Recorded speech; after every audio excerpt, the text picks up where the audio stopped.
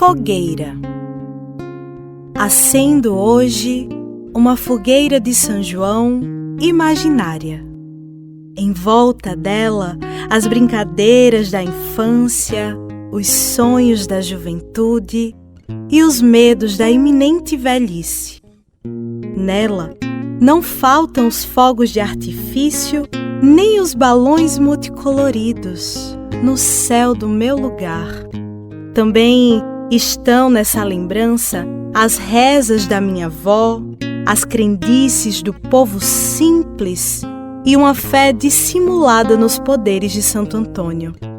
Daqui a pouco, ela vai se apagar, deixando as cinzas de um tempo bom e diferente que traz uma saudade quase física do que já não é mais.